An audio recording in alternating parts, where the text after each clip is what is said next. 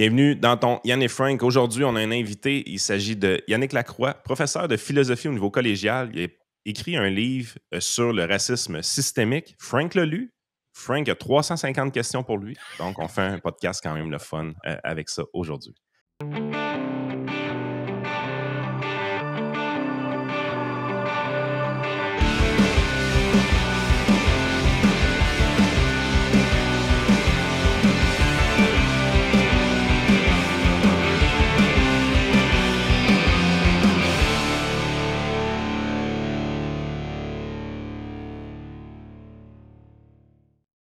Yes, merci beaucoup, Yannick, d'être là. Juste pour dire aux gens, c'est quand on avait reçu au podcast Muriel Châtelier, elle m'avait suggéré ton livre, puis après ça, on s'est écrit, puis ça m'a pris un certain temps, parce qu'on a eu toutes sortes d'invités, puis de préparation pour l'émission, puis je tenais à prendre le temps de justement avoir lu le bouquin, puis de m'être fait un peu une tête dessus, parce que je trouve que, je le dis souvent, mais je trouve qu'il y a trop il y a trop de gens qui reçoivent plein de monde en entrevue, puis on dirait que c'est comme s'ils ont vu qu'il y avait un livre, mais ils l'ont juste vu. Fait que moi, je tenais à l'avoir à l'avoir lu. Donc, ben, écoute, première question que j'aurais envie de te poser. Dans le fond, l'objectif que tu avais derrière ce livre-là, parce que le contexte qu'on sent dans ton bouquin Erreur de diagnostic, le racisme systémique et le Québec. Là. Donc, on le voit ici à l'écran. Vous pouvez vous le procurer. Oui, c'est ça, je l'ai beurré pas mal, je te dirais. Là. Mais j'aime ça faire ça avec les livres. Donc, le contexte un peu de l'écriture de ça et l'objectif, est-ce que c'est vraiment, tu sais, quand il y a eu l'espèce de grosse pression sociale autour de François Legault, de dire, là, il doit absolument reconnaître le racisme systémique, puis là, on sent, il y avait comme plein de chroniqueurs qui disaient, franchement, pourquoi il ne reconnaît pas ça? Il devrait le reconnaître. Puis là, lui, c'est comme un peu obstiné. Est-ce que c'est à partir de ce contexte-là, puis de cet événement-là, que tu as décidé d'écrire le bouquin? Oui, 100%. En fait, moi, ce contre quoi j'en ai, c'est pas tant le concept de racisme systémique comme tel. Moi, j'ai étudié puis j'enseigne en philosophie, donc je passe ma vie là, avec des concepts par rapport auxquels j'ai des positions ambiguës ou je ne suis pas certain.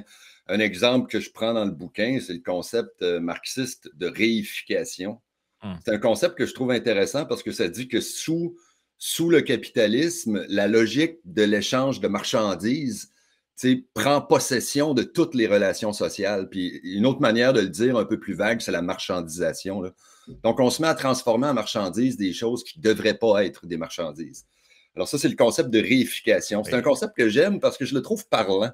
Mais en même temps, l'exemple que tu donnes dans le livre sur Tinder, je le trouve bon parce que c'est comme un peu c'est un peu, dans le fond, ésotérique comme concept pour quelqu'un qui ne connaît pas la philosophie. Puis tu dis, ouais, qu'est-ce que ça veut dire sur la marchandisation? Puis dans le livre, tu dis, ben, c'est pas un concept scientifique, c'est un concept philosophique. Tu ne peux pas le prouver. C'est un peu ça le point sur le racisme systémique. Tu dis, c'est pas un concept que tu peux prouver par une théorie, ce qui serait validé scientifiquement, mais tu as comme l'impression que c'est de quoi qui veut dire quelque chose pareil. L'exemple que tu dis, c'est, ben, on a l'impression, maintenant, sur les applications de rencontres, d'être comme un produit. Donc, mais là, j'ai dit ça souvent, moi, là, Frank, puis tu es en train de me dire que c'est basé sur une thèse marxiste, ça, là? Tu me surprends. Le nombre de fois que j'ai dit exactement ça sur Tinder. Ouais, ben, il n'a pas dit juste des niaiseries. Il n'a pas juste dit des niaiseries, Karl Marx. Tu vas voir sur Tinder, puis les gens se présentent un peu comme on vend, c'est l'exemple que je prends dans le livre, un peu comme on vend du savon à linge. Là. Ouais. C'est sans phosphate, doux pour les mains. C'est comme... Mais donc, mon point avec ça, c'est que le racisme systémique, c'est un concept, c'est pas qu'il est dénué de sens, le concept, là. C'est qu'il n'y a pas de valeur scientifique, il est obscur, on ne peut pas le prendre en défaut d'aucune façon sur le plan scientifique, ce qui est pas du tout un argument en faveur d'un argument du point de vue d'une théorie du point de vue scientifique. C'est une théorie infalsifiable, comme on dit, comme l'astrologie. Donc, mon problème, c'est pas l'existence même du concept de racisme systémique. Il y a plein de concepts comme ça avec lesquels je ne suis pas en accord, puis j'apprends à vivre avec ça. C'est le mouvement par lequel on veut en imposer la reconnaissance au Québec entier. On veut que le gouvernement fédéral le reconnaisse, que les gouvernements provinciaux le reconnaissent, que les municipalités le reconnaissent, que les ordres professionnels le reconnaissent, que les tribunaux le reconnaissent. Donc, que ça devienne la tête de pieuvre de toute notre société. Ça va être la grille de lecture incontournable de tous les phénomènes sociaux. C'est là que j'ai un problème. Alors, Frank, tu l'as très bien dit, là, le contexte qui fait que j'écris ce livre-là, c'est l'entreprise d'imposition dogmatique de reconnaissance institutionnelle du concept. J'en ai contre la reconnaissance du racisme systémique. Puis sur le plan personnel, si je peux me permettre, quand on écrit un livre comme ça, j'ai passé 4 ans là, à rechercher pour faire ce livre-là. Là. Quand on écrit un livre comme ça, on a c'est sûr, une petite motivation personnelle. Là. Et moi, vraiment, là, la chose que je n'ai pas avalée, c'est durant les manifestations qui ont suivi la mort de George Floyd, les manifestations antiracistes à Montréal, partout dans le monde. Là. Ben, à Montréal, il y avait une pancarte avec un slogan en anglais. Denying systemic racism is racism. Moi, j'enseigne la philosophie au collégial. Là. Ça, c'est un exemple flagrant de ce qu'on appelle un faux dilemme. C'est un sophisme élémentaire que j'enseigne dans tous mes cours de 101 sur des pancartes en anglais dans les rues de Montréal. Si tu nies le racisme systémique, si tu refuses d'accepter ce concept-là et d'en faire le concept de base de toute ta vision de la société québécoise, t'es rien qu'un raciste. J'ai pas été capable d'avaler ça. Ça m'est resté en travers de la gorge, là, puis j'ai écrit un livre pour réfuter cette pancarte-là.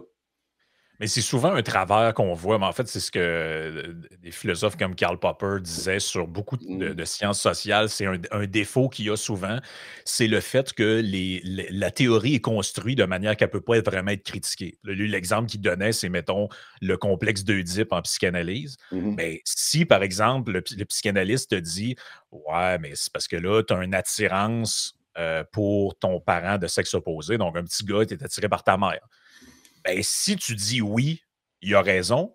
Et si tu dis non, il va te dire que tu l'as refoulé. Ouais, donc, il a raison ou il a raison. Et dans le cas du racisme systémique, c'est la même chose. Donc, soit vous le reconnaissez, et c'est la preuve que le concept est vrai, soit vous le niez, et c'est la preuve que vous êtes pour le blanc-triarcat, la suprématie blanche. Donc, il n'y a pas de sortie de ça. Et ça, c'est typique des pseudosciences. Les pseudosciences fonctionnent de cette manière-là. C'est qu'il y a un genre de verrouillage conceptuel où tu ne peux pas sortir de ça. On te met justement dans un espèce de faux dilemme où tu es comme prisonnier d'un concept. Et le reconnaître, c'est le reconnaître, et le nier, c'est le reconnaître d'une autre manière. Ouais, c'est exactement ça. C'est le Popper, je ne sais pas si tu l'as mentionné, mais mentionnons-le. Pour Popper, il appelait ça l'infalsifiabilité. Alors, sa conception de ce qu'est une théorie scientifique était vraiment intéressante parce que ce qui fait qu'une théorie a une valeur scientifique, c'est qu'on peut travailler avec. On peut la soumettre à la vérification. Mais vérifier une théorie, c'est ça qui est intéressant, c'est pas la confirmer, c'est au contraire essayer de montrer qu'elle est fausse et échouer à le faire. Donc, une théorie qui se prête à la falsification, à être prise en défaut, mais qui ne parvient pas à l'être. Donc, on essaie de falsifier la théorie, on ne réussit pas. Ben, ça, c'est un argument à sa faveur. On ne réussit pas pendant 50 ans, mais pendant 50 ans, on travaille dans le cadre de cette théorie-là. Et éventuellement, toutes les théories finissent par être prises en défaut. C'est ça qui mène à l'évolution des sciences. La théorie du racisme systémique ne peut pas être prise en défaut parce que le racisme est postulé comme étant incarné dans le système et non pas dans les personnes. Donc, même si les gens ne sont pas racistes, on peut parler de racisme systémique quand même. Même si le résultat qu'on appelle raciste ne procède pas d'intention raciste, on peut l'appeler raciste quand même. Ça va être un racisme involontaire, un racisme inconscient. Ce n'est pas un racisme dans les normes, c'est un racisme dans la pratique. C'est pas... Alors, peu importe ce qui se passe, avec cette théorie-là, on peut décréter qu'une inégalité entre des groupes raciaux procède du racisme, est raciste du fait même qu'elle existe. Alors, c'est ça le problème. Il n'y a aucun moyen de vérifier cette théorie-là. Puis, tu sais, je veux dire, c'est pas sorti de la tête de militants dans les rues de Montréal, cette affaire-là. Il y a eu un processus académique derrière ça, processus académique qui s'étire probablement sur des décennies.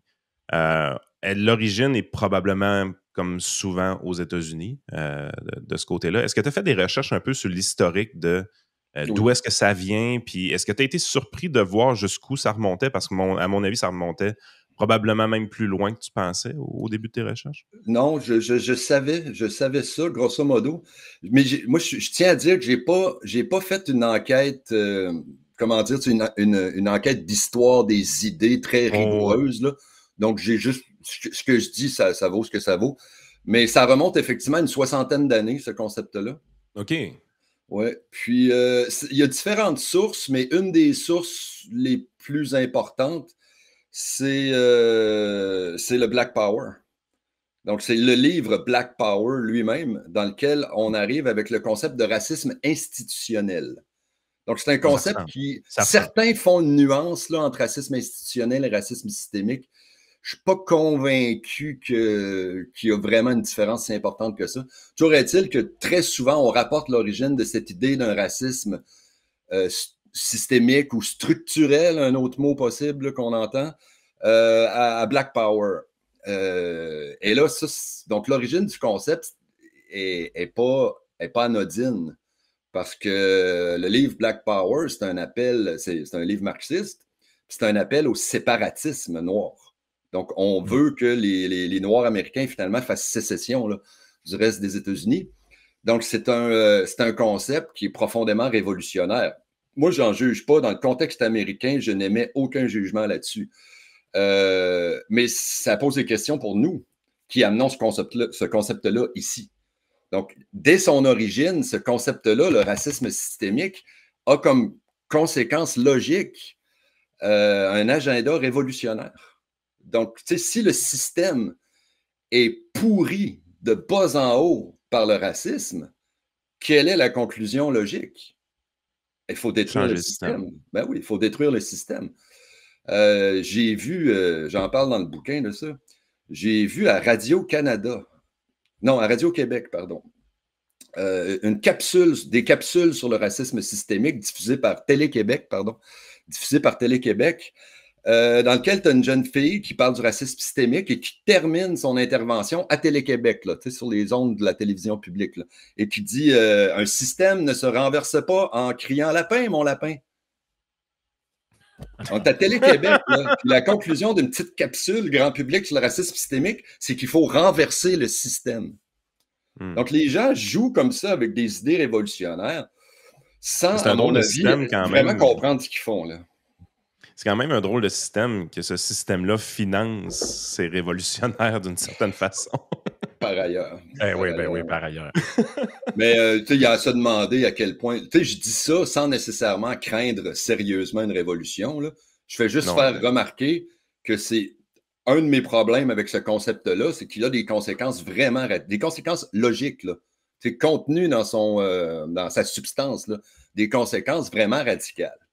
Bon, on n'ira peut-être pas jusqu'aux conséquences radicales, mais elles sont là, puis il faudrait y réfléchir peut-être un peu plus attentivement. Le maillon faible de tout ça, quand on regarde ça, tantôt tu l'expliquais vraiment bien. On veut que le gouvernement fédéral le reconnaisse, le provincial, le municipal, les autres professionnels. Moi, pour évoluer dans certains ordres professionnels, que ce soit par ma femme ou de mon côté, le maillon faible dans l'histoire, je le vois vraiment que c'est du côté des ordres professionnels. C'est eux qui cèdent souvent facilement à ce genre de thèse-là un peu loufoque. Est-ce que c'est quelque chose que tu observes? Est-ce que tu as vu un palier de gouvernement étant un peu plus sensible, par exemple, les municipalités à ça, ou c'est vraiment la voie d'avenir un peu pour les gens qui veulent défendre la thèse du racisme systémique? C'est vraiment par les ordres professionnels qui peuvent s'infiltrer en premier? Écoute, je trouve ça très intéressant ce que tu amènes là. J'aurais pas de réponse à ça. Mais j'ai remarqué qu'il y a plusieurs ordres professionnels qui ont vite sauté dans le bateau de la reconnaissance du racisme systémique. L'ordre des médecins, des avocats, plein d'ordres comme ça. Puis de toute évidence, c'est pour être dans le vent. Là. Bon.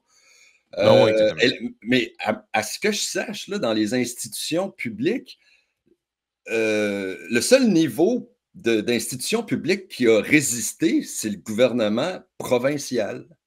Oui. Parce que, puis je pense que la raison est très simple, parce que François Legault ne veut pas. Si on avait eu un autre premier ministre que François Legault, le Québec aurait reconnu le racisme systémique au niveau provincial. Les libéraux auraient embarqué là-dedans. Ah oui, c'est sûr. Comme on l'a fait au niveau à Montréal, avec Valérie Plante, comme ça a été fait au Canada avec Justin Trudeau, qui nous a dit que toutes les institutions canadiennes sont contaminées par le racisme systémique. Toutes. Il a fait l'enquête, monsieur. Là. Il a fait des vérifications empiriques. Là.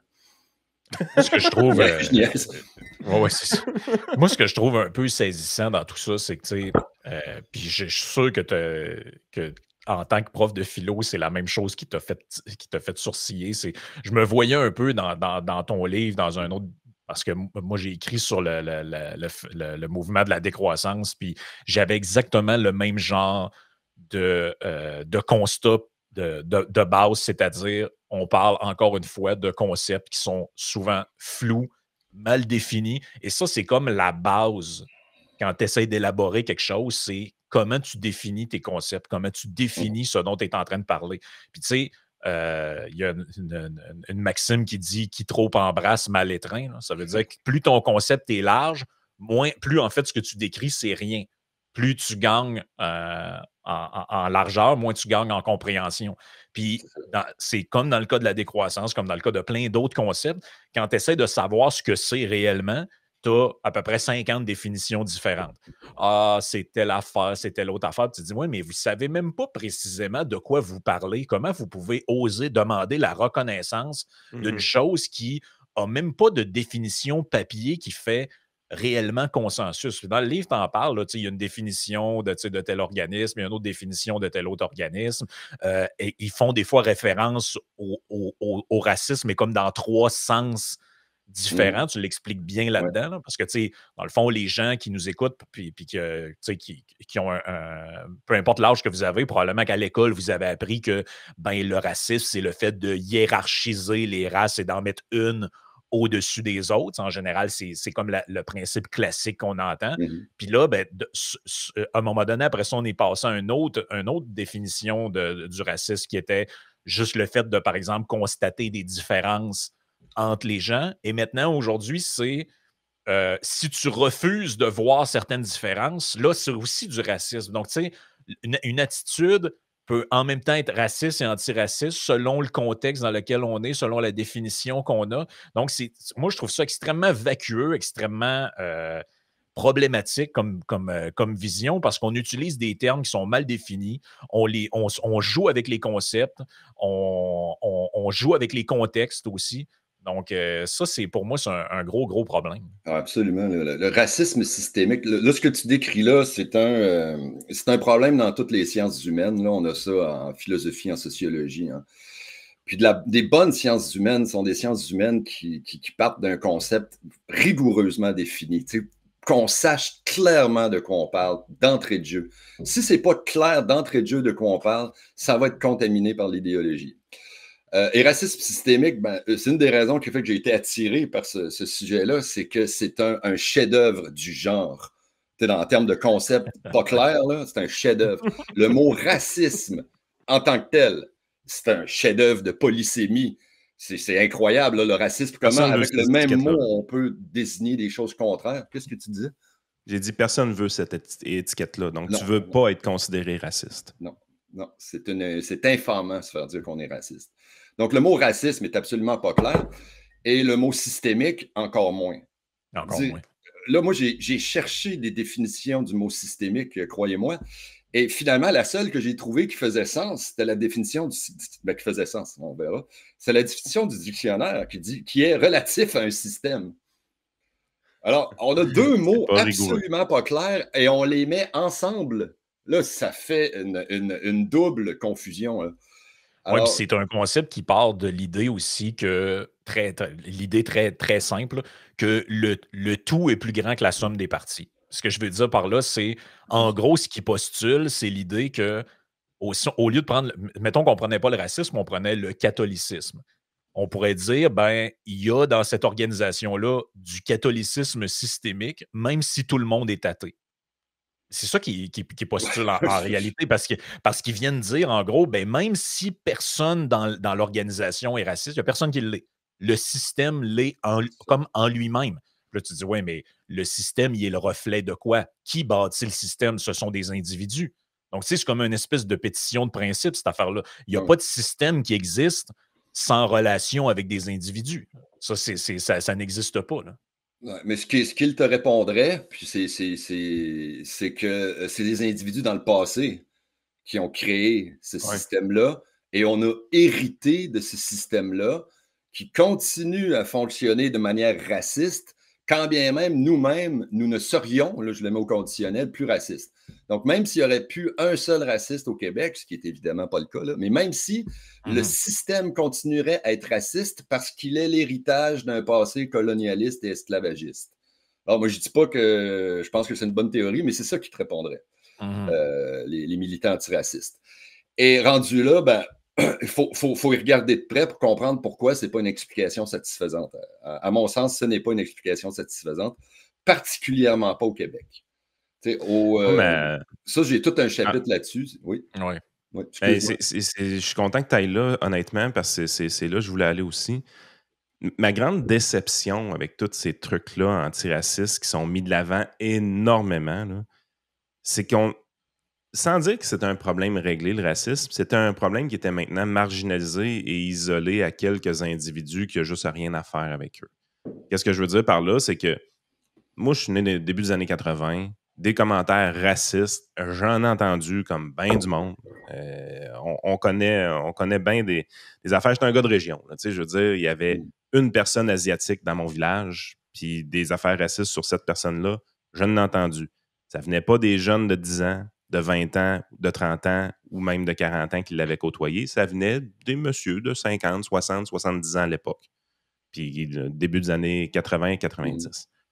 Mais au fil du On a temps, tous entendu ça, plus. en fait. Là. Ouais. Hein? On a tous Oui, entendu exact. ça.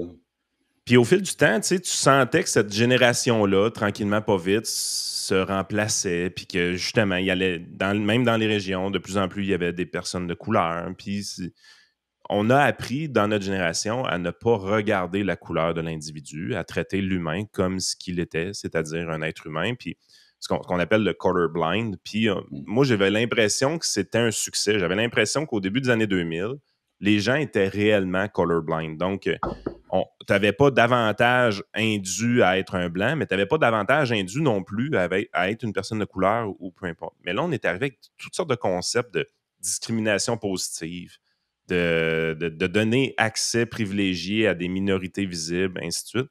Puis là, ce que j'ai recommencé à voir, puis avec l'avènement des réseaux sociaux aussi, on découvre un peu plus facilement ce que les gens pensent pour vrai, parce que tout le monde, au lieu de se promener dans les rues, on se promène avec des haut-parleurs sur les réseaux sociaux. Ce qu'on a commencé à voir, c'est un retour à un racisme éventuellement. Et plus les gens antiracistes se prononcent et font des affaires un peu débiles, comme le concept du racisme systémique, plus on voit des gens qui les opposent et qui ouvertement y vont de commentaires racistes. En 2025, je lis plus de commentaires racistes qu'en 2015, mais j'ai pas l'impression que la cause, c'est le racisme systémique. J'ai l'impression que c'est parce qu'on a toujours ce discours-là dans les médias 100% du temps. Puis qu'on a créé justement... Moi, le bout de la discrimination positive, ça m'écoeure. Je veux dire, on a appris à être colorblind. Ça veut dire que peu importe ta race, peu importe ta couleur, tu n'as pas de privilège. Mais c'est vrai dans les deux sens. Et même avant, on appelait ça de la ségrégation, quand on séparait les gens par couleur. Aujourd'hui, ils appellent ça des événements de non-mixité. Là, il y avait ça. Là, ça pense des safe space. Ben, c'est ça, mais je pense que c'est à Concordia ou à McGill qui ont fait une cérémonie de remise de diplôme, mais uniquement pour les gens noirs. Là, tu dis, mais ça, mettons que cet événement-là arrive en 1945 ou en 1961, on regarde ça dans les livres d'histoire des années 90, on dit, regarde dans le temps comment c'était grave, on séparait les gens par couleur, et aujourd'hui, on dit qu'on revient à ça. C'est pour ça que je disais tantôt, le concept peut désigner en même temps une chose et son contraire et prétendre être valide. Tu peux pas dire que tu dénonces le racisme puis tu dis, ben, la ségrégation, c'était mal, mais les événements de non-mixité, c'est bien. Parce qu'en réalité, c'est juste la même chose présentée dans un angle différent, là, ou avec des intentions différentes. Mais au final, ce que tu fais, c'est la même chose. Tu réduis les gens à leur couleur ou à leur origine ethnique et tu les divises en fonction de ça. C'est la même chose. Mais c'est important, là, les points que vous abordez là. Mais pour bien comprendre à quoi on a affaire là, avec l'antiracisme contemporain, je pense qu'il faut comprendre que ces gens-là ont redéfini le racisme.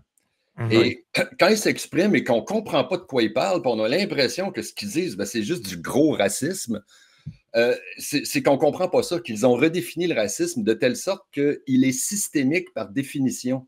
Les définitions du racisme dont on est en train de parler ici, Franck, toi, tu parles du racisme en tant qu'idéologie évolutionniste, hiérarchisante. Ça, c'est complètement discrédité. C'est essentiellement, pas totalement, hein, mais essentiellement disparu de notre société. Là. Quelqu'un qui arriverait dans la rue et qui disait ben, moi, je pense que les Blancs sont plus évolués, que tu se ferait lapider. Là, puis toi, Yann, je pense que tu fais avec le racisme, l'attitude colorblind. Pour les antiracistes, le racisme contemporain, c'est ça. Le daltonisme racial, c'est ça le racisme. Parce que quand tu es colorblind, en fait, tu es en train de présupposer que toi, ta blanchité, c'est la norme. Donc, toi, tu as le luxe de pouvoir ne pas voir les races, mais ça, c'est juste une expression de ton privilège blanc. Donc, le racisme est redéfini comme étant le système social occidental dérivé du colonialisme et de l'esclavagisme par lequel le suprémacisme blanc exerce son oppression sur les non-blancs. Ça vient du système lui-même. Donc, ça revient à ce que je disais tantôt. Soit tu es raciste ou soit tu ne l'es pas puis tu l'es quand même. Mais soit tu sais pas. Soit tu es raciste puis tu le sais, soit tu es raciste puis tu le sais pas. Ben, exact. Donc là, mais c'est ça le verrouillage conceptuel de la chose. C'est qu'à un moment donné, on dit en anglais moving the goalpost. Ben, c'est ça. C'est que dans le fond, il y a les normes sociales, les traditions qui bougent. Puis, à chaque fois que tu penses que tu es arrivé à l'objectif de dire OK, là, je pense qu'on est arrivé dans un monde assez tolérant, bienveillant. Non, on a shifté le goalpost plus loin, on a bougé la ligne d'arrivée plus loin. Et là, maintenant, ce qui était vu comme le seuil, comme l'objectif de tolérance initiale est devenu le nouveau point de référence de l'intolérance contemporaine. Exact. C'est ça la réalité, là.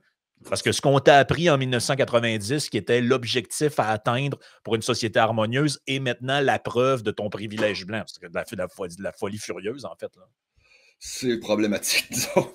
Mais tu me fais penser à... Tu connais Tocqueville, donc Alexis de Tocqueville, donc c'est juste pour nos auditeurs, si vous ne le connaissez pas. Là.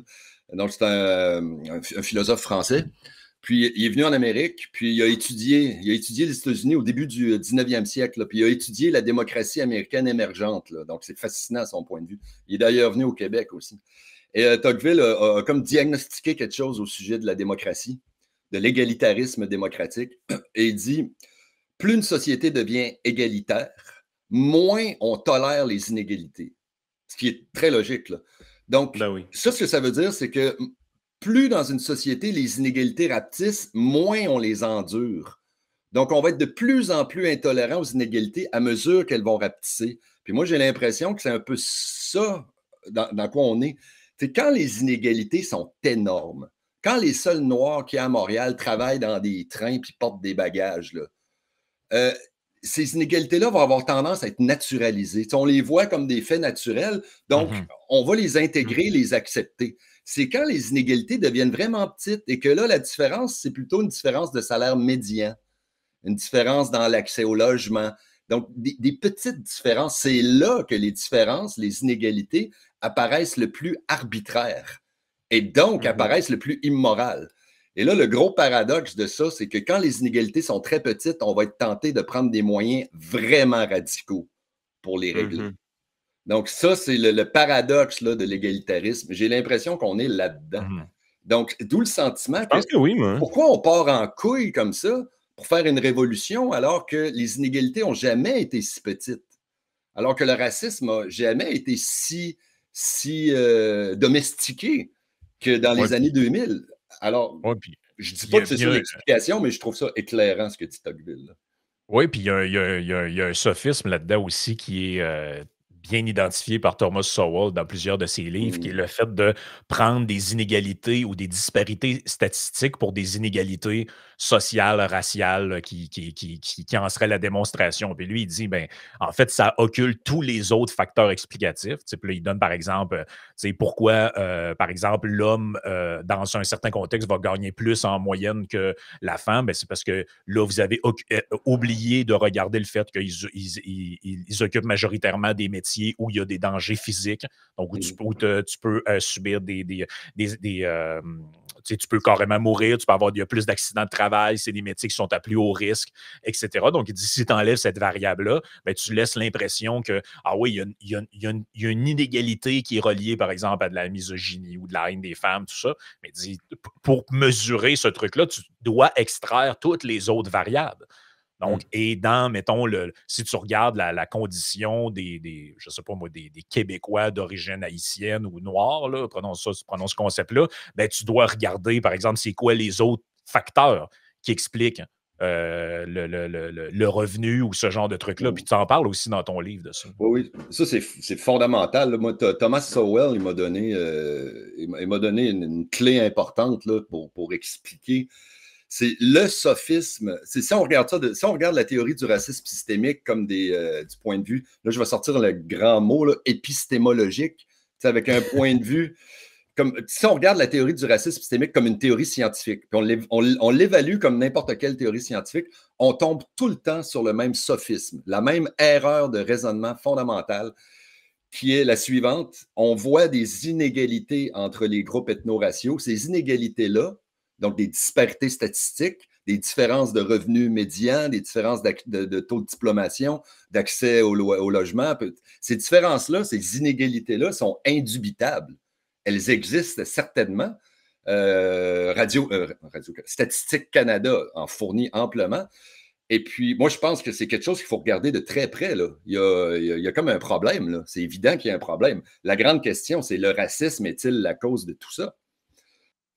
On remercie nos commanditaires qui permettent à ce podcast-là d'être possible. Finalement, cellzone.ca. Utilisez votre code promo Yann10 pour avoir votre 10% de rabais. C'est les fenêtres de téléphone, les téléphones, la réparation de vos appareils mobiles. C'est là que ça se passe.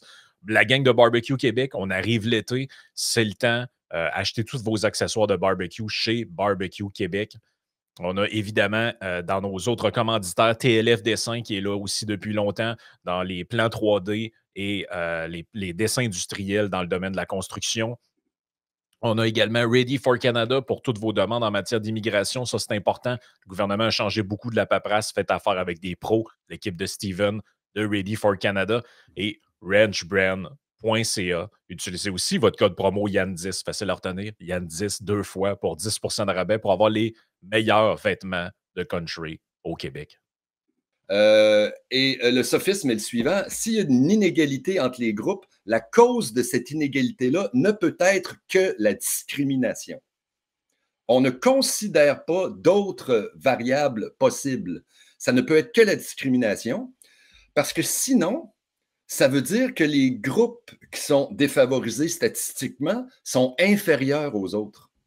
C'est ça le sophisme. Soit les groupes sont inférieurs, soit c'est la discrimination. Or, il n'y a pas de groupe inférieur. Donc, c'est la discrimination. Et là, si on n'est pas capable d'observer la discrimination dans le comportement des personnes, ben on va dire qu'elle est systémique. Ah, ben, c'est pas dans les personnes, c'est dans le système lui-même. Et c'est tout à fait ça, le raisonnement à la base de la théorie du racisme systémique. Seul le racisme peut expliquer les inégalités qu'on observe. Ça, c'est déjà un sophisme.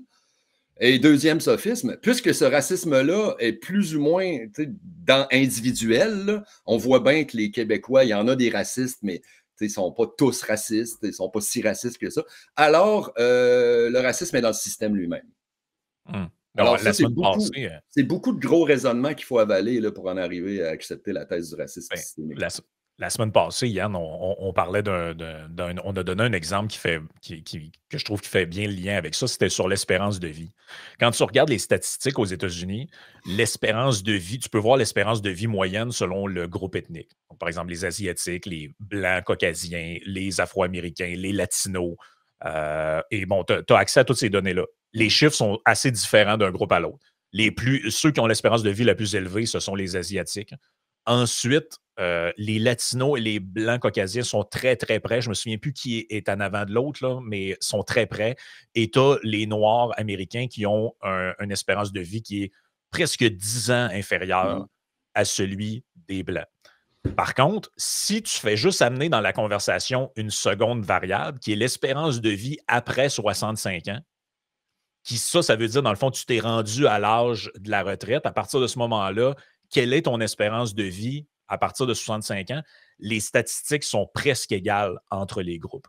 Donc, qu'est-ce que ça voulait dire? Ça voulait dire que si tu essaies de prouver qu'il y a du racisme, mettons, systémique dans le système de santé, l'accès aux soins, tout ça, c'est une mauvaise variable. Ce que tu dois probablement regarder, c'est, bon, pourquoi il y a ces chiffres-là avant 65 ans? Ben, c'est probablement relié à la criminalité, le taux d'homicide beaucoup plus élevé chez les Noirs américains. Puis là, tu sors du système de santé parce que l'espérance de vie ne peut pas être semblable après 65 ans et est extrêmement différente avant. Puis la raison à ça serait l'accès aux soins. Fait que, tu sais, quand tu rentres plusieurs variables et tu décortiques, mais moi, ce que je trouve, c'est que dans l'histoire du racisme systémique, c'est que c'est une facilité incroyable. Tu as juste besoin de regarder un chiffre et de dire parfait, c'est ça, voici l'explication à tout. C'est comme une espèce de méta-concept qui explique n'importe quoi, tout est n'importe quoi, mais ça ne résiste pas tant que ça à l'analyse des faits. Là. Non.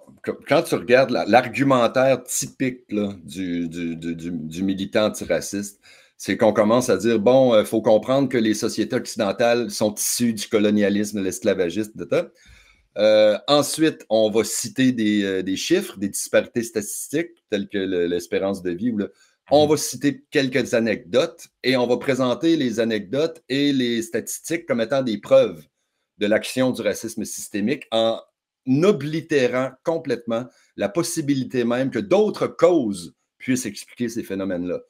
Donc, tu en mentionnes un, je trouve ça très intéressant, ce dont tu parlais, je ne connaissais pas ça, cette différence Je connaissais la différence dans l'espérance de vie, mais je ne savais pas qu'après 65 ans, ça se rejoignait. Très intéressant. Puis il y a toutes sortes de facteurs comme ça. En fait, les trois principaux facteurs, ce que les gens comprennent mal aussi avec l'espérance de vie, c'est que, mettons que l'espérance de vie d'un homme à la naissance, c'est 80 ans. Ben, si dans une société, il y a un peu plus de problèmes de cœur, par exemple, puis au lieu de décéder en moyenne à 80 ans, il décède à 77, 78 parce qu'il y a plusieurs hommes de 45 ans qui meurent d'un problème cardiaque, ça peut compter. Par contre, quand le problème, c'est pas qu'un homme de 45 ans meurt d'un problème cardiaque, mais c'est plutôt que des jeunes hommes de 16, 17, 18 ans meurent par violence par arme à feu ou encore de conduite automobile dangereuse, bien, si ces facteurs-là sont importants, ça va compter beaucoup plus dans l'espérance de vie parce que les années manquantes, parce que l'espérance, c'est une moyenne, donc les années manquantes dans le calcul, bien, c'est 60 ans qui manquent pour un jeune de 20 ans, tandis que l'homme de 45 ans, bien, c'est 15 ans qui manque de son côté. Ça fait baisser la moyenne. Ben c'est ça. Fait que s'il y a un homme de 16 ans qui meurt par arme à feu, ça l'équivaut dans la baisse de l'espérance de vie à 4 hommes de 45 ans qui meurent de leur côté pour des crises cardiaques. Fait que ça, c'est à toutes les fois qu'il y a un jeune qui meurt, ça compte pour beaucoup dans l'espérance de vie à la naissance. Et où est-ce que tu te rends compte qu'il y a des gros problèmes aux États-Unis par rapport à d'autres pays? Premièrement, ils ne comptent pas tout à fait leur mort infantile de la même façon qu'au Québec ou au Canada, par exemple. Fait que les décès dans les 15 premiers jours de vie sont comptabilisés différents. Donc ça a un impact sur l'espérance de vie. Je pense que c'est la manière qu'ils calculent les morts-nés ou quelque chose comme ça. Et les deux autres facteurs les plus importants, c'est la mort, la criminalité puis la mort par arme à feu, qui est définitivement beaucoup plus grande aux États-Unis. Je pense qu'on n'a pas besoin de faire beaucoup de démonstrations là-dessus. Et la conduite automobile. Il y a beaucoup plus d'accidents d'automobiles mortels aux États-Unis également. De par le fait qu'à la base, les routes sont plus rapides, mais sont aussi plus peuplées ou plus denses vu que c'est un pays qui a plus de monde à la base. Là. Fait que tu es vraiment dans un bout où est-ce que tu te rends compte que quand tu enlèves ces deux gros facteurs-là, finalement, les États-Unis nous ressemblent beaucoup. T'sais, on a tout le temps pensé, c'est la diète, c'est le contexte socio-économique. Mais finalement, tu te rends compte, non, c'est principalement la criminalité, les accidents d'auto, puis une affaire de comptabilité quand ils sont plus jeunes. Fait que, tu te dis, attends un peu, là. Faut arrêter de capoter. Puis Une des choses, je recherche la statistique depuis tantôt, puis je viens de la trouver. C'est Germinal Gévan de notre côté qui nous avait expliqué ça, qui est un grand fan de Thomas Sowell de son bar, puis qui est un Noir qui vient de la Côte d'Ivoire, qui travaille maintenant à Chicago et qui écrit des livres de façon indépendante. On l'apprécie beaucoup de notre bar, puis il nous avait dit, si c'était vraiment le racisme qui faisait en sorte que les Noirs américains auraient plus de difficultés financières que les autres, si c'était vraiment à cause de la couleur de peau, ce qu'on se rendrait compte, c'est que les Noirs d'origine américaine et les Noirs d'origine africaine auraient sensiblement les mêmes difficultés. Mais il dit le salaire médian aux États-Unis d'un Noir qui est né aux États-Unis, c'est 42 000 alors que pour un Noir qui est né à l'extérieur des États-Unis, c'est 57 200. Il dit, à un moment donné, il faut arrêter de chercher ailleurs que la couleur de peau. Il faut se dire qu'il y a des phénomènes qui sont culturels aussi, qui font en sorte que le Noir né aux États-Unis, il y a un sentiment de victimisation qui s'est créé. Il y a toutes sortes de trucs qui s'est fait, mais le Noir qui a immigré de l'Afrique pour venir aux États-Unis, lui, pourquoi il y a moins de difficultés que le Noir né en Amérique?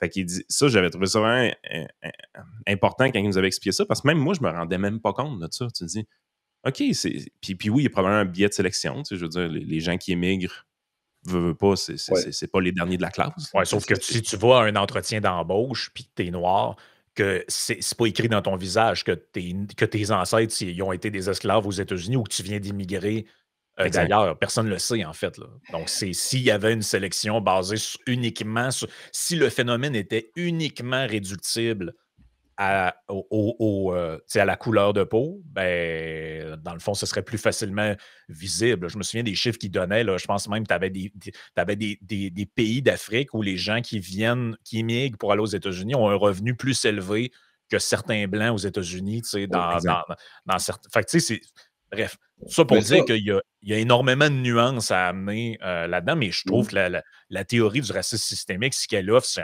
une facilité conceptuelle très facile. C'est en gros de dire il y a les Blancs qui dominent les autres et c'est tout. Là. En dernière instance, c'est un peu ça. Il y a les Blancs, il y a les victimes et c'est à peu près tout ce que vous avez à savoir.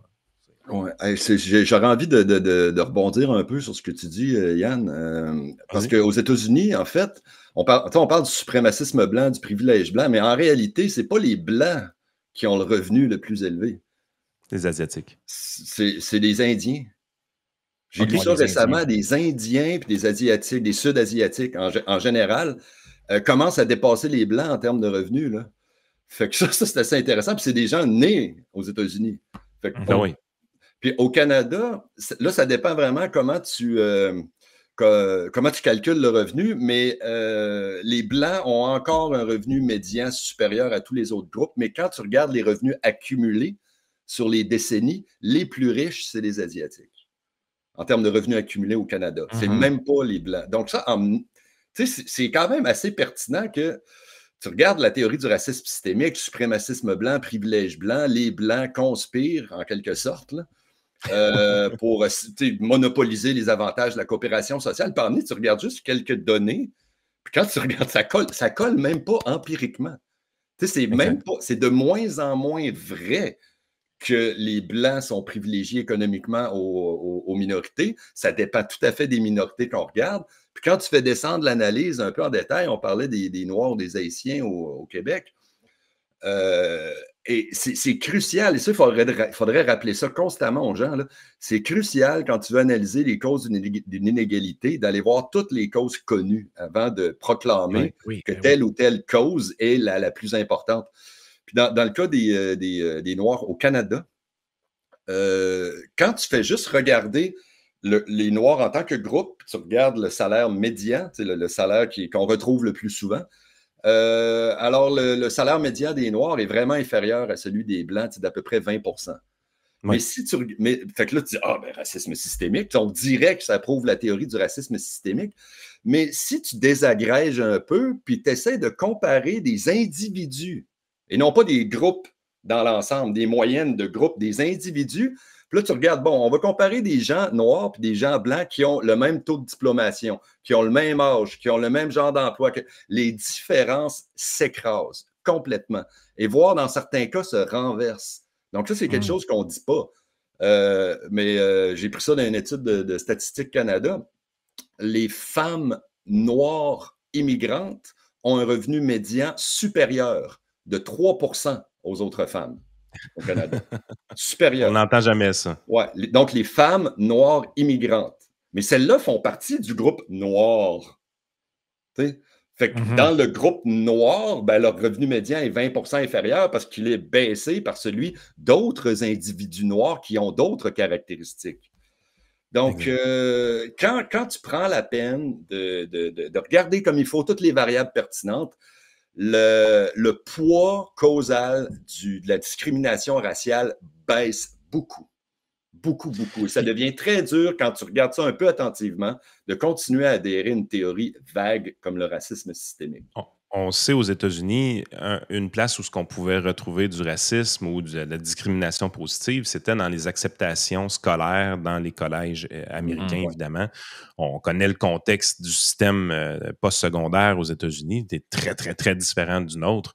Des tuition fees très élevés également, des taux d'approbation, de soumission qui sont très faibles dans certaines universités, un petit peu plus lousses dans d'autres. Mais il y avait vraiment des normes très claires, très établies, qu'il y avait un système de pointage et si tu étais une minorité visible, tu obtenais des points supplémentaires. Cette règle-là a été contestée parce qu'elle favorisait les Asiatiques d'une manière disproportionnée. Et on a même mis des points négatifs à certains endroits si tu étais d'origine asiatique. Déjà là, quand tu vois le comportement du système académique américain dans cette situation-là, tu te dis, OK, cette théorie-là, elle a beaucoup de plomb dans l'aile. Mais on dirait qu'on refuse de le voir. On fait juste mettre en évidence des anecdotes de grandes victimes. Ben oui, puis ça vient, encore une fois, réduire les individus à un groupe d'appartenance. Moi, je trouve que c'est ça qui est le problème là-dedans. Puis le groupe pourrait être basé sur des critères socio-économiques objectifs. Ah oui. Ou dans lequel tu pourras avoir des gens de toutes les couleurs. Parce que, par exemple, je ne sais pas, mais si tu prends l'histoire d'un gars comme J.D. Vance, l'actuel vice-président, lui vient d'un des pires milieux paumés des États-Unis, où c'est la misère noire. Là. Si vous avez lu le bouquin Hillbilly Elegy ou vous avez vu le film, c'est la misère. Là. Ce coin-là, c'est la misère totale et c'est un milieu très blanc. Là. Donc, ces critères-là auraient pu être basés sur si, mettons, tu dis que tu veux favoriser l'accès égal un peu à tout le monde, ça pourrait être basé sur des critères objectifs, comme par exemple le revenu des parents ou ce genre de choses-là. Par contre, si tu le bases sur des critères raciaux ou ethniques, ben là, dans le fond, ça ne vient rien dire parce que tu pourrais avoir quelqu'un qui est blanc, mais qui est d'un milieu extrêmement favorisé ou extrêmement défavorisé. Tu réduis les individus et leur histoire à un groupe, à un gène. À un gène, finalement, ou à une différence ethno-culturelle. Parce qu'on s'en va vers la fin tranquillement, mais que je trouve vraiment intéressant dans le livre, c'est que tu rappelles aussi que le contexte américain, c'est un contexte qui est particulier. Le contexte québécois, c'est un autre contexte. Le contexte canadien, le contexte européen. Puis ça a l'air un peu d'une banalité de dire ça, mais en 2025, on dirait qu'il faut rappeler ça. Là. Que, dans le fond, les gens qui élaborent des théories, puis qui élaborent des concepts, qui mettent de l'avant des idées, là, ils s'inscrivent dans un contexte. Ce contexte-là, c'est une société avec une histoire, avec un... Puis l'exemple qui me venait un peu en tête quand je te lisais, c'est que je me disais, c'est comme si on essayait d'analyser le phénomène de l'antisémitisme en prenant les mêmes critères que ceux de la société allemande des années 40 avec ceux d'aujourd'hui, mettons, en Saskatchewan. Là, tu te dis, mais ça n'a aucun...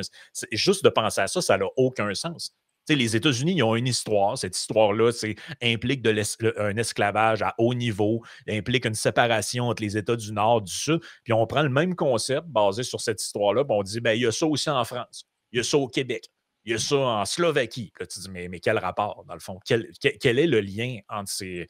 ce sont des concepts qui sont désincarnés de la réalité. Écoute, moi, j'ai eu une conversation surréaliste là, avec une personne par ailleurs intelligente. Là, puis, on parlait de la Suisse. Puis, moi, j'ai osé avancer l'idée que peut-être que si les Suisses sont si riches, c'est parce qu'ils ont des bonnes idées, puis ils sont ordonnés, puis ils sont propres. T'sais. Puis lui dit, ben non, mais c'est le colonialisme. Là, les bras m'en sont tombés à terre. Là. Les colonies suisses. Les colonies suisses. Les colonies. Lui C'est c'était encore vraiment pire le que les colonies colonialisme belges, ça, blanc, là. c'est le suprémacisme blanc qui explique qu'ils sont riches. De quoi on parle? Mais non, c'est pas inutile de rappeler qu'on n'est pas aux États-Unis. Puis on se fait reprocher ça par les mouvements antiracistes, là, de dire que c'est pas de dire, oh non, on n'est pas aux États-Unis, fait qu'il n'y a pas de problème. Mais c'est pas court comme ça. C'est pas parce qu'on n'est pas aux États-Unis qu'il n'y a pas de problème de racisme au Québec. Mais le fait est qu'on n'est pas aux États-Unis et qu'en matière raciale, les États-Unis sont réellement un pays occidental exceptionnel. Et donc, c'est pas du tout inutile de le rappeler parce qu'il y a beaucoup de gens, pas juste, mais beaucoup à Montréal, qui littéralement ne se rendent pas compte du fait qu'ils vivent au Québec. Ils ne sont pas conscients de vivre au Québec, là. Eux, leur univers social est purement montréalais, très souvent communautaire. Leur univers culturel, c'est branché sur leur pays d'origine. Demande-leur pas de dire c'est où la Gaspésie sur une carte, là. Ils ne peuvent pas, là. Donc, assez littéralement, ils ne comprennent pas le fait qu'ils vivent au Québec. Moi, j'ai trouvé ça extraordinaire dans le rapport de l'OCPM sur le racisme systémique à la ville de Montréal. Donc, l'OCPM fait des consultations. C'est sur la base de ce rapport-là que Valérie Plante a reconnu le racisme systémique dans la ville de Montréal, soit dit en passant. Dans ce rapport-là, tu as un intervenant à un moment donné qui dit, là, rappelons-nous du contexte de la commission d'enquête, là, le racisme systémique dans les compétences de la ville de Montréal. Tu as un participant qui reproche à la ville de Montréal que quand il y a des catastrophes environnementales, les minorités racisées sont sacrifiées. Hein? Les catastrophes environnementales. Alors, moi, j'ai relu comme la phrase 5 fois, tu sais, en me disant quelle catastrophe environnementale? C'est une consultation sur les compétences de la ville de Montréal. Le gars, il pensait à l'ouragan Katrina, là, ou quelque chose de même. Là. Le gars pensait aux États-Unis. Aux États-Unis, l'ouragan Katrina, c'est bien connu. Là, c'est les Noirs en ont écopé d'aplomb. Là. Donc, amener cet argument-là, que le racisme systémique se manifeste lors des catastrophes environnementales, si on me parle de la Louisiane, OK, j'écoute. Mais le gars fait le même argument pour Montréal, où il n'y a jamais eu de catastrophe environnementale. Point. Ben oui. Ça découle d'un autre concept qui ont fini par amener aussi, qui est le racisme environnemental. Oui. C'est ça qui est quand même assez loufoque. Et ça, c'est en gros l'idée, je la résume très grossièrement, là, mais en gros, c'est l'idée que quand c'est le temps de faire un dépotoir ou ce genre de truc-là, on va mettre ça pas loin des gens qui sont de minorités visibles. Là, tu te dis, mais je sais pas si ça a un sens quelque part sur la Terre, ce concept-là, mais excusez-moi, là, mais s'il y a des endroits au Québec où il y a des trucs polluants ou dangereux, c'est généralement dans des régions, tu sais, je veux dire, tout le monde est déjà passé à là-dessus une fois dans sa vie, là, puis il est sorti dehors avec l'odeur absolument épouvantable de l'usine qu'il y avait à l'époque, si les gens sont blancs comme des draps là-bas. Là. Ouais, mais justement, tout le monde n'est pas là là-dessus. La mine en Abitibi, là, avec l'histoire pas de l'amiante, mais du... l'amiante, c'est un autre exemple. La mine en Abitibi, avec l'histoire du... c'était pas le cyanure, mais le composé dans l'air qui a fait tant de scandale les dernières années. Ça aussi, c'est dans une région éloignée. Très... Tu sais, je veux dire, ce sont des concepts qui... L'arsenic, c'est pas de l'arsenic, carrément? Oui, c'était l'arsenic, c'est ça. Donc, tu sais, puis aller voir toute l'histoire de l'amiante à Thetford Mine, puis tout ça, c'était des régions... Je veux dire, où c'est pratiquement 100% de gens blancs, canadiens, français, avec un peu d'anglophone au travers. Là. Je veux dire, je comprends pas comment on peut prendre ces concepts-là. Tu sais, je peux comprendre, mettons tu es en Afrique du Sud, puis tu te dis, ouais, on a checké ça, puis quand ils ont une décharge à faire, ils s'en vont tout le temps pas mal dans le coin de telle communauté. Je me dis, OK, je comprends pourquoi la personne a pensé à ça. Puis, tu sais, je sais pas si c'est vrai, mais je veux dire, je comprendrais le contexte. Mais dans le contexte québécois, je suis comme, mais de quoi vous parlez? C'est ça le problème de prendre des affaires ailleurs puis de les implanter de manière comme universelle. Ça ne fonctionne pas dans toutes les sociétés de la même manière. Puis on ne peut pas présupposer que ce qui fait du sens en Alabama en 1964, tu peux reprendre les écrits d'une personne qui décrit précisément la situation de cette époque-là là-bas puis dire, ah ben, pareil chez nous. Mais non, c'est pas pareil chez nous. Il y a un contexte différent. Le contexte québécois aussi est très particulier pour les raisons qu'on connaît historiquement. Mais il faut le rappeler. Il ne faut pas prendre pour acquis qu'on connaît ces différences-là. Elles sont de moins en moins connues. Il faut vivre à Montréal, enseigner à Montréal pour le comprendre. Puis moi, je rajouterais que je pense que c'est un effet que je trouve effrayant là, de ce qu'on peut appeler le racialisme. Tu en parlais, Franck, là, c'est le fait qu'on est de plus en plus associé ou on s'identifie de plus en plus par notre groupe ethno-racial. C'est une des conséquences du fait que les jeunes en particulier, s'associent de moins en moins au Québec, s'identifient de moins en moins à partir du Québec. C'est qu'ils ne réalisent pas qu'ils vivent au Québec et ils s'associent davantage à leur groupe ethno-racial qui, lui, n'a pas de frontières. Là. Donc, ce qui est arrivé dans l'histoire à mon groupe ethno-racial dans un autre pays, ça m'arrive à moi. Donc, je peux le reprocher aux gens qui appartiennent au groupe ethno-racial qui ont fait ça au groupe ethno-racial dans l'autre pays. Tu penses que c'est pour ça qu'on voit des gens... C'est ça qui arrive quand on voit des groupes au lieu de voir des individus. C'est ça que je veux dire ici. Là. Donc, quand on réduit les gens, on rend spécimen d'un groupe, il y a toutes sortes de conséquences effrayantes à ça. Penses-tu que c'est pour ça qu'on voit des jeunes, là, genre dans les rues de Montréal, que je sais pas, là, leurs parents ils ont immigré du Maroc, mettons, pour venir vivre ici, puis là, eux sont dans la rue, puis dans leur tête, les Palestiniens, c'est leurs frères. Là. Là, ils se promènent avec des... Puis là, tu sais, dans le fond, ils nous voient. Moi, j'ai l'impression que ces gens-là nous voient parce qu'ils voient, tu sais, ils sont comme, ah ouais, Netanyahou, il est blanc. Eux autres sont. Fait que c'est comme. C'est comme si on avait une genre de culpabilité. On le voit là, avec les espèces d'inquisitions, là, de genre demander à des entreprises de boycotter les produits israéliens, ce genre de. Il y a une espèce d'affiliation planétaire de ce point de vue-là. Là. Ça participe un peu de ça, du fait que alors que, tu sais, je veux dire, si tu es né ici puis tes parents sont marocains, techniquement, tu devrais être québécois. Là.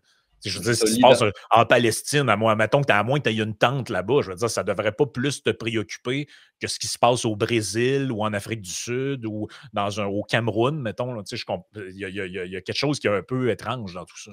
Ouais, mais on est dans un monde où l'identité de groupe supplante comme lieu d'appartenance puis lieu de réflexion de sa propre vie, là, ça supplante le cadre de l'étonnation. On est là-dedans. Puis on n'a pas fini d'en voir les conséquences se dévoiler. Là. Moi, ce qui me fascine depuis le début de la conversation, c'est comment le data est quand même facilement accessible pour voir s'il y en a du racisme systémique ou pas. Et c'est jamais le data qui est avancé, c'est toujours l'anecdote. Puis ces théories-là sont construites autour d'anecdotes. L'événement le plus marquant, tu as commencé le podcast en disant c'était George Floyd à l'époque, ça ne peut pas plus savoir anecdotique que ça. Là. C'est une anecdote qui a frappé l'humanité au grand complet, mais ça reste une anecdote. Il y a un pas à franchir en dire que c'est la norme des stratégies policières. On s'entend, le policier finit en prison. En tout cas, ça m'a fasciné.